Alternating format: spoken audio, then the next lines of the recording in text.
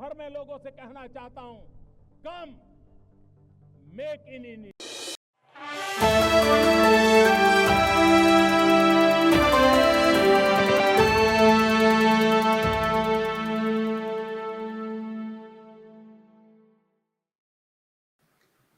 Like Dr. Padma, and a performer, like Dr. Padma Subramaniam that we all heard, listening to a man who is only from the field of security. But nevertheless, Dr. Pawan Goenka, Chairman of the Governing Council of the prestigious Indian Institute of Technology, Madras, greetings to you on the award of your Padma Award, which you richly deserve. Your contribution to the country is great. And it's also a matter of pride that you're also a former IITian.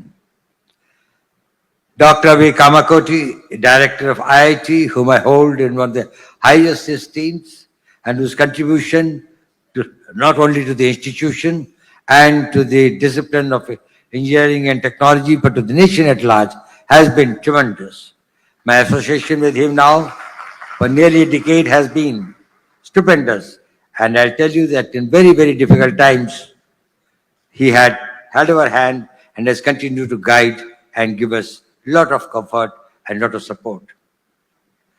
Esteemed members of the Senate, members of the staff, graduating students and their families, distinguished guests, ladies and gentlemen, I really feel honored and delighted to be here at this hallowed institution of a great reputation, which has got the first of many kinds to its credit, whose contribution, whose pioneership, whose new initiatives has been of a great value to this nation.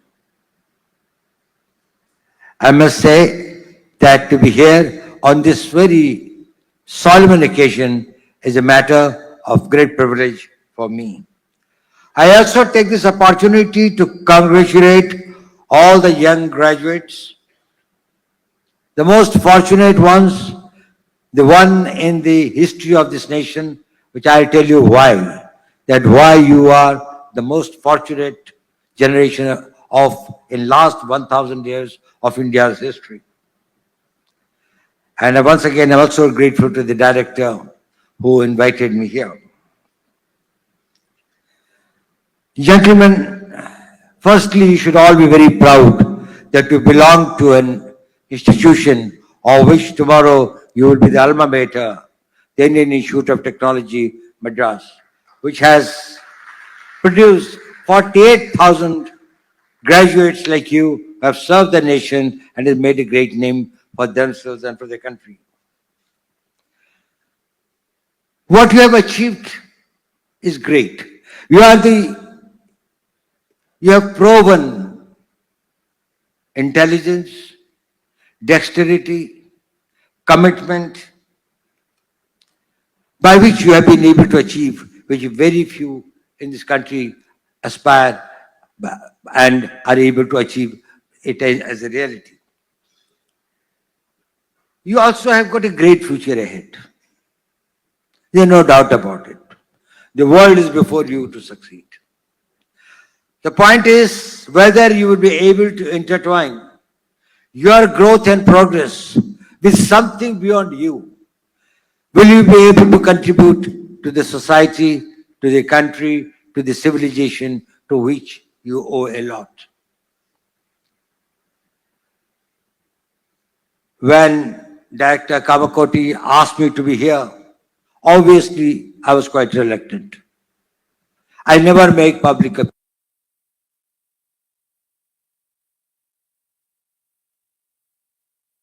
appearances. As Dr. Goenka just told me, first time I'm seeing you anywhere in a public platform in last 7 years. I don't know when was it that it was the last 7 years. But firstly, my respect for Professor Kamakoti is one thing. But secondly, I had a very small message to give to you. And I thought that I will take this opportunity to convey a very small message. But before that, I will have to provide you a perspective.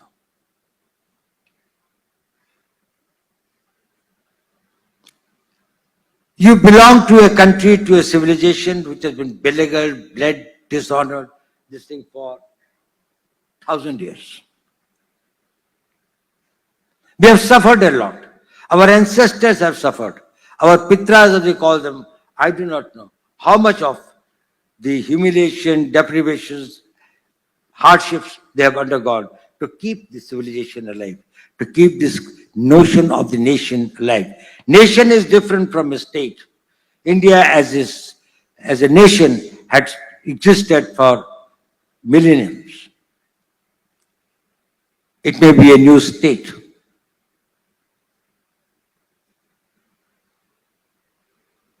Even when we got independence in 1947, our GDP was barely $20 billion.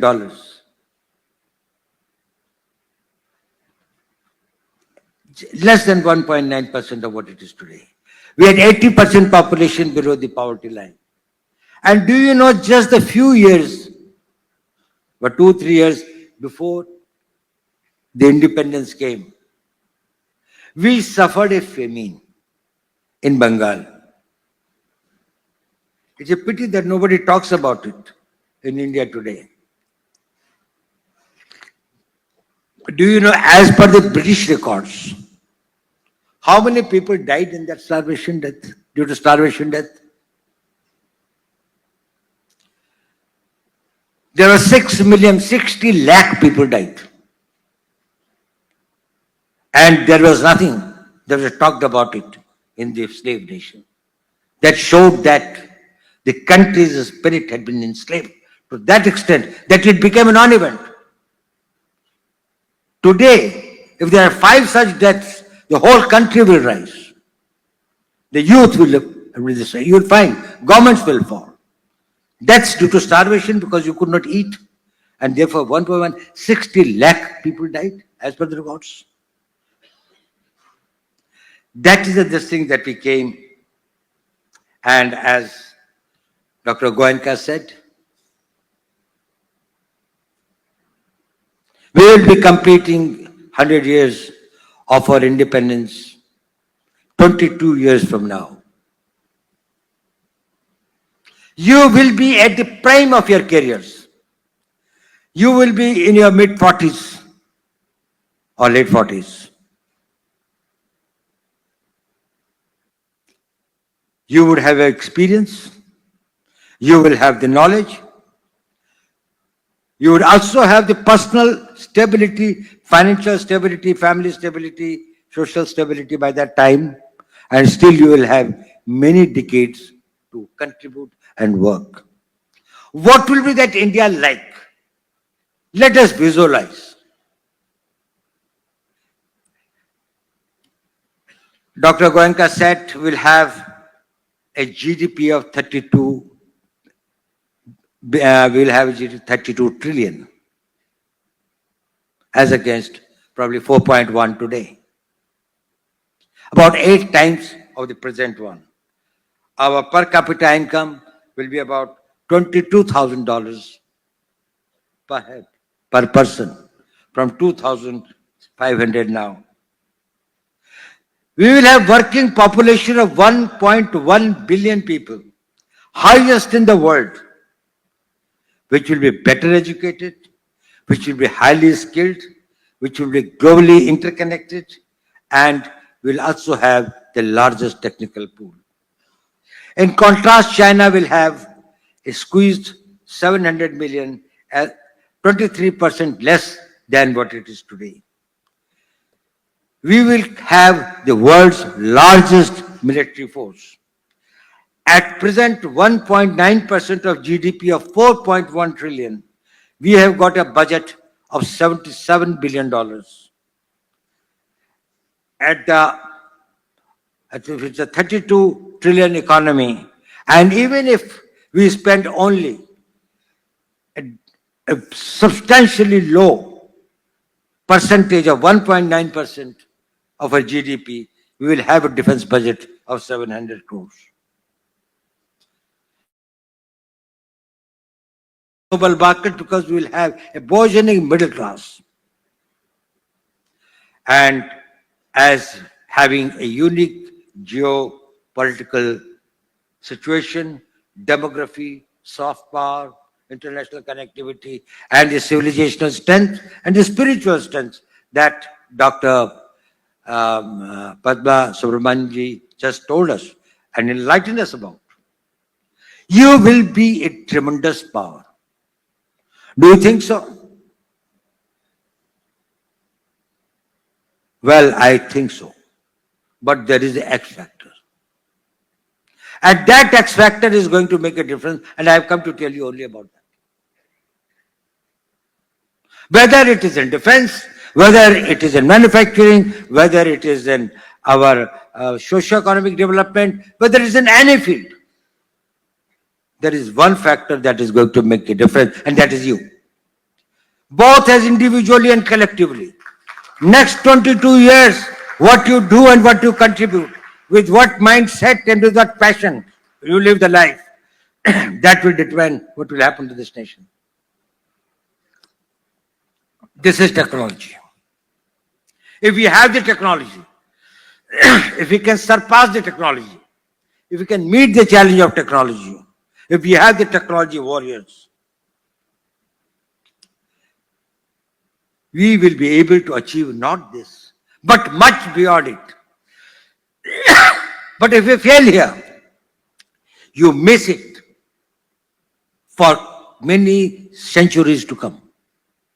In the last 1,000 years, such a time has not come, and this is the generation who has got the time, and the challenge is yours. If you master it, countries' technological needs are going to be vast in every field, in every walk of life. We want it. But there are some critical areas. There are critical and emerging technologies that we'll have to probably look at with much greater, where we'll have to get much greater focus. It is important because our needs are multiple and diverse. But every nation has got some core needs. And first need is survival.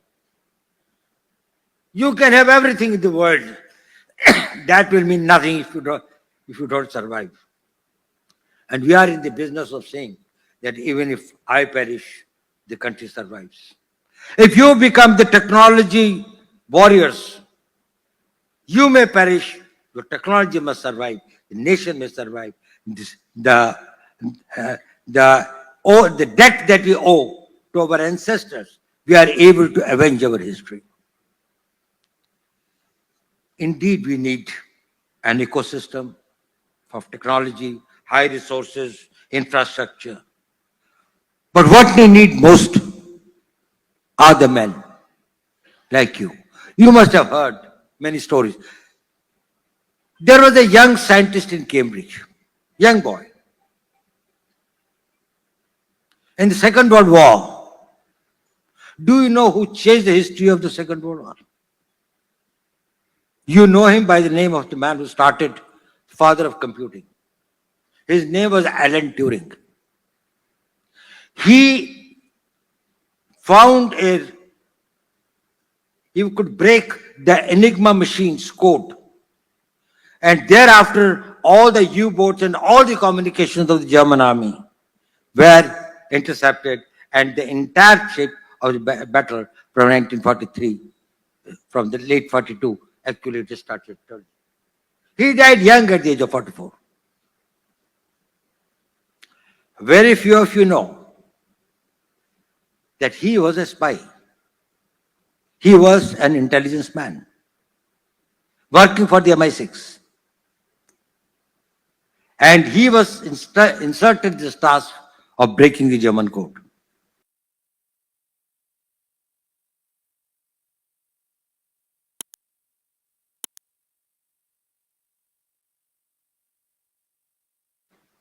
But to guide, protect, and take this country ahead. You know, something happened in 2020. It was slightly a bad experience for us. We had a certain, this thing with some, we had a little fight. Of course, ultimately we were able to get everything, this thing. But certain decisions were taken. And one of the decisions that was taken is we are going to completely, and 5G will not be imported from anywhere. It is necessary for our data protection. It is necessary for our communications. It was necessary for many security needs. At the same time, the country could not afford to lose the technology battle and remain behind and get decades behind. Chinese has taken over 22 years and spent about $300 billion for developing the 5G. We neither had that much of a time. I'm sorry, Chinese took about 12 years, not 22 years, 12 years. We neither had that sort of a time, nor even that sort of a money. Whom did we turn to? And that is why I said I owe a lot to Professor Kamakoti. We came and we talked with him. We wanted trusted sources. We wanted the system along with the private sector to work out.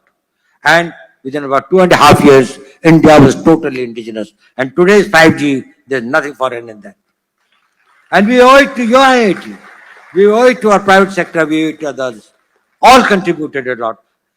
Today, it ensures Professor Kamakoti has put a system in place that even a screw that comes that deals with anything which has got or which leads to the nation's security protection of the data protection or the anything that is, it comes from a trusted source. It's either made in India or it is something which is made by somebody who is very close to India. It comes from a trusted source. That concept was this thing when he said, how do we make our system totally insulated from any enemy influence and others? And we said that we will work for that. It looks small, but it is big. It is something that you have done a lot for doing that. Now, I was talking about that what could be the systems that would be important for us, which will be the game changers. You all know it, but I would like to emphasize it. Artificial intelligence is one of the great game changers. It took roughly 4.5 million years for a man to discover, invent fire, which was one transformative technology. Fire changed the whole concept of the world, the way the man lived. Another 2 lakh years, this thing, the wheel.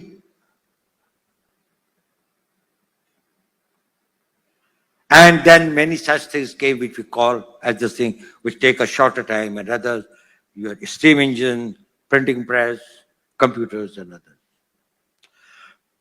The rate at which it was changing, the world was changing. Artificial intelligence is going to change the world every year at that rate. It will become unrecognizable from everything that we do today. Is probably changed, and its applications will be diverse.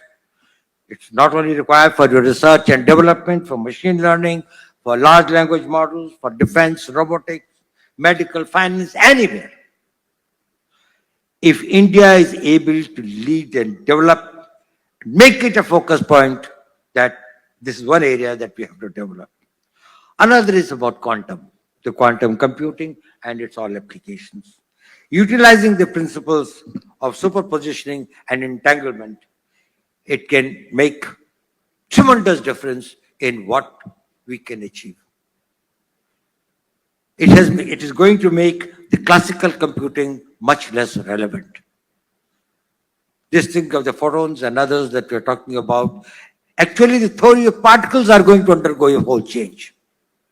The way that from distances and others probably will make this thing, the conventional thinking of this thing, that how particles will behave and this thing probably will be much more unpredictable.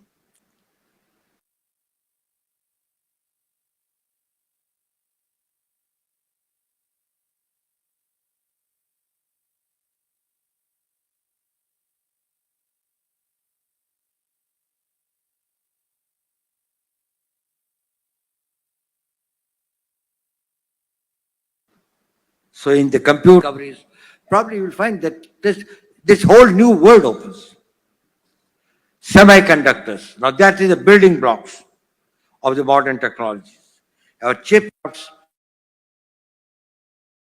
various types of the things that probably the chips are going to be a great thing. And then the space sciences, and I must compliment here Dr. Goenka, who has contributed tremendously in last 3 years in the new whole district that's opened up for the space sector, for the private sector, and we are doing very well in that. Whether it's in communications, it's in navigation, it's in satellite surveillance, geological mapping, rare earths, and advanced materials, energy, etc. Other this thing. Now, the link of the technology and warfare has been always very, very important. The caveman from his stove, from a sling with a stone, to the today's contactless warfare and the unmanned systems has been a long journey. Do you know one of the biggest empires which ruled for 2,500 years? One of the most important reasons why it was defeated and was finished by the northeastern tribals of Europe, the Germanians, and later the Byzantines by the Turks.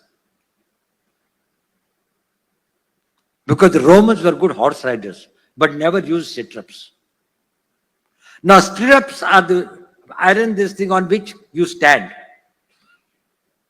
Whereas from the Genghis Khan time, from the Mongolian this thing, these tribals had known that on their horses and their ponies, they could stand in the stirrups. So you can play with the sword. Standing there, you can throw a spear with that.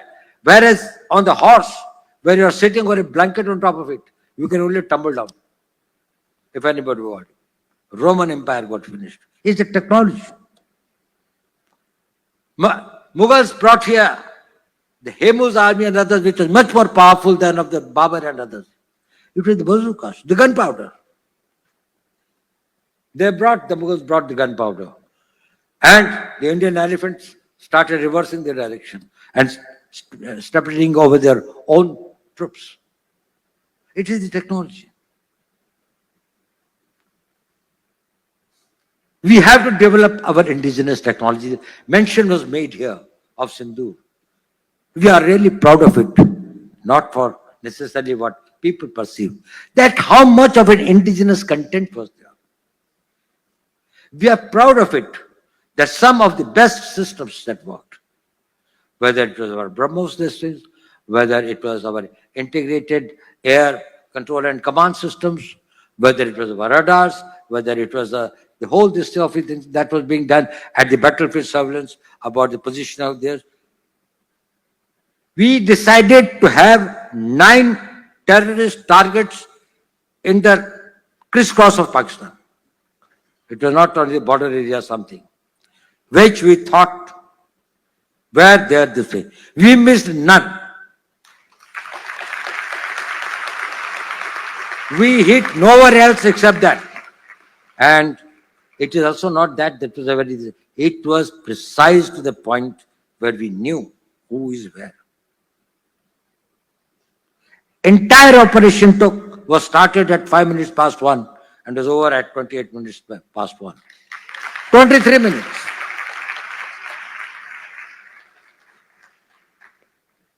Thereafter, a lot of things are said that this thing, foreign press and all these things, they said Pakistan did that and this. You tell me one photograph, one imagery. These days, these imageries are from the satellites all over the world. They are this thing, which shows any Indian damage being done, even a glass pane having been torn. Forces will be knowing what's happening in this thing, but I am just telling, they brought out photographs, they wrote this thing, the New York Times put out very this thing. Only imagery, they said 13 air bases of now and now, before 10th May and after 10th May.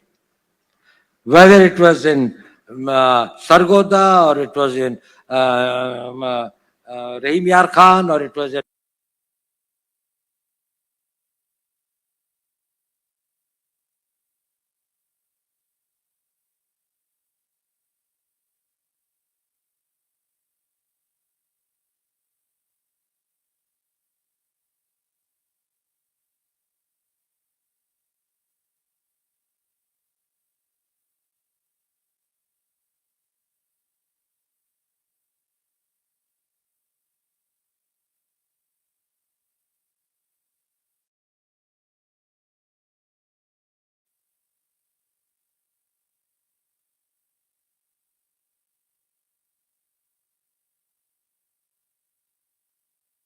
Chaklala or it was in Rawalpindi, air bases, including the Bellary, where they have got the AVAX, the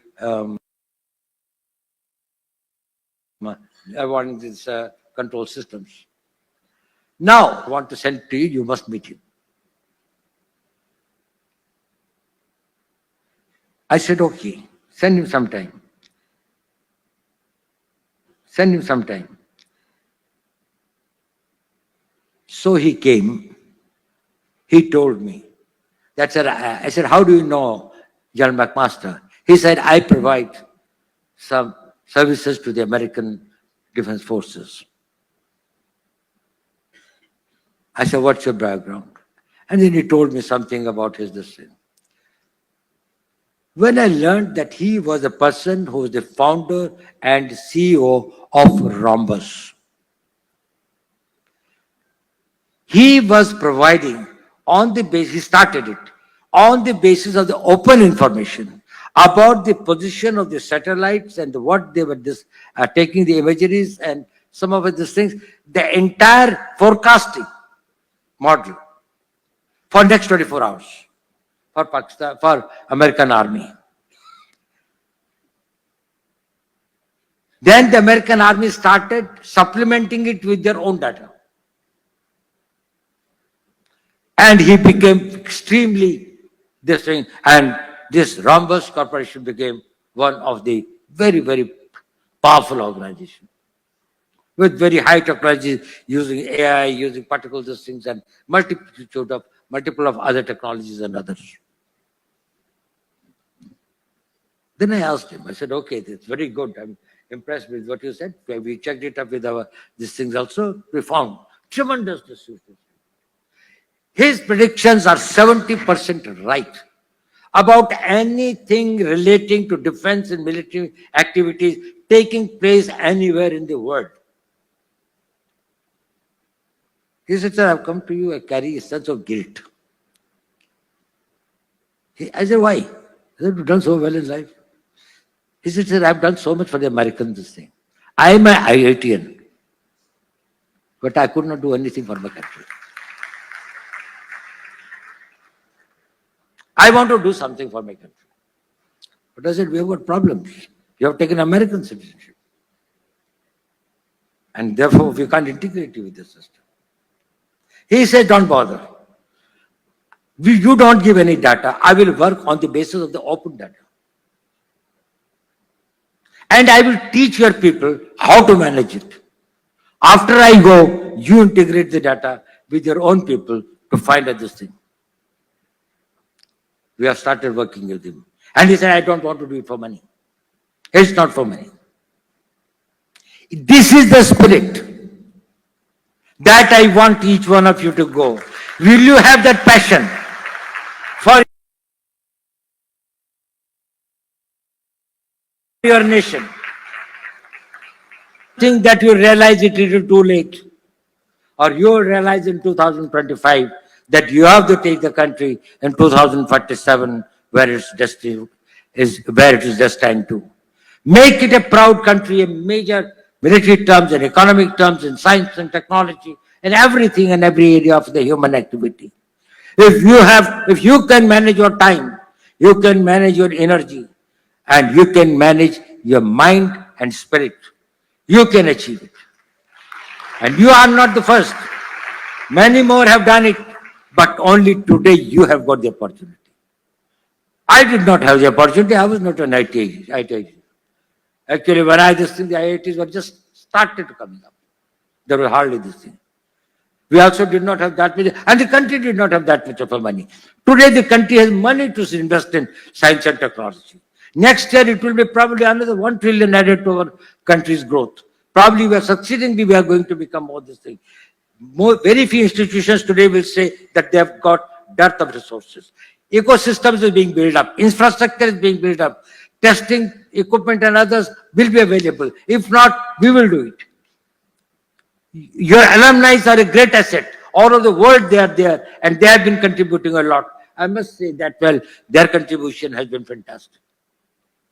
But when you will be looking at it only as an opportunity, you will make the life comfortable for you. You will be able to go for more of holiday.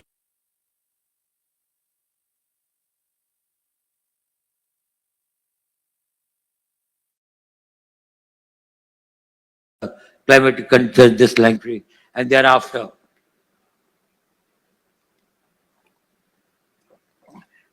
You can call that life successful. I will tell you one small incident before I conclude. During Second World War, in the concentration camps, there were many Jews who were kept there. One of them was a psychiatrist, and very well from Austria, whom Hitler had this thing and others. When he started looking, and then he was shifted, he started feeling the people coming to concentration camps, many of them were perishing, some in 3 months, some in 5 months, some 6 months. But this man, since he was this thing and there are certain things against him, he was kept for a very long time, almost the whole duration of the war, about 4.5 years, about 4 years. And was shifted from one concentration camp to another concentration camp of the Jews and others. He found hundreds of Jews, rather thousands of Jews dying. But even strangely, some survived. And he started taking notes. He said he writes, he wrote a book after coming out. There is an old lady of 74 or 75. She said, I don't know when the war will be over, but I have to go back home. He said, why? They said, they brought me and my son daughter-in-law. But my granddaughter, about 4 years is left behind. I have to go back to get her. And groom her, train her, whatever is that, bring her up and all these things. I feel very restless. I want the war to be over. She survived. Then, few years after the war, he met this old woman on the street with a teenager girl. He said, how are you? He said, fine. He said, this is my granddaughter. She found this old lady was now healthier, looking better than others. So he wrote a book, which became one of the bestsellers. And also in psychology, it's one of the game-changing contribution. His name was Viktor Frankl. He said, the name of his book was, I think it was, whose life has a meaning, only they survive. You are useless when your life loses its meaning. You may be a billionaire or you may be a pauper, it doesn't matter. As long as there is a meaning, you will survive. You live to achieve something. If you have got nothing to achieve, If you have got nothing to, you can't pay this thing after the match is over. If there's no goal post, where is this thing of my skills? You give me a goal post. Even out of death I will come out. Your willpower, your spiritual power takes you out.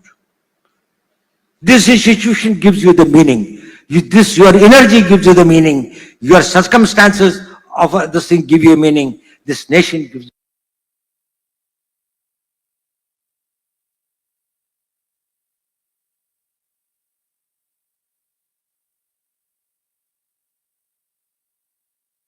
you this thing. If you dedicate yourself for next 20, this is the meaning of my life.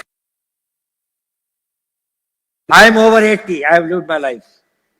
But I know this country has got a very great future. But there is a specter, and that is you. Do your best and give your best. I wish you my best wishes.